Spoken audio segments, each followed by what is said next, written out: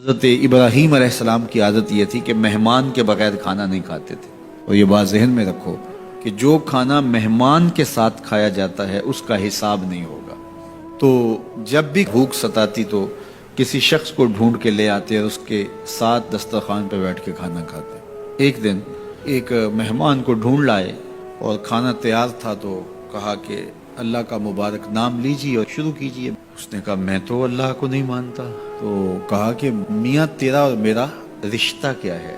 میں تجھے اللہ کے نام پہ ہی تو کھلا رہا ہوں کہ تو اس کا بندہ ہے، اور اگر تو اس کا نام ہی گوارا نہیں کرتا تو پھر کیا باقی بچا؟ اس نے کہا روٹی کے چند لقموں کے لیے میں اپنے بت سے بے وفائی نہیں کر سکتا۔ تو حضرت ابراہیم نے فرمایا تو اتنا غیرت مند ہے، اپنے بتوں کے ساتھ تیری یہ وفا ہے، تو سن پھر میں بھی اللہ کے نام کے علاوہ تجھے ایک لقمہ نہیں دے سکتا۔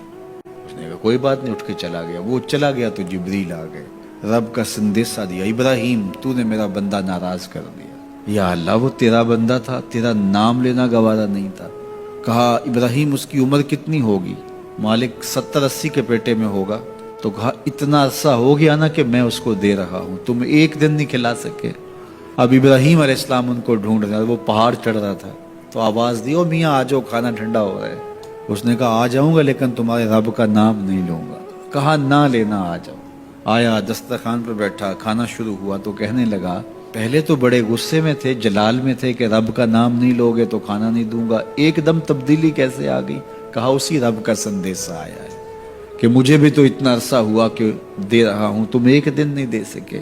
تو اس نے کہا تیرا رب اتنا مہربان ہے تو مجھے بھی اس اپنے رب کا غلام بنا لے۔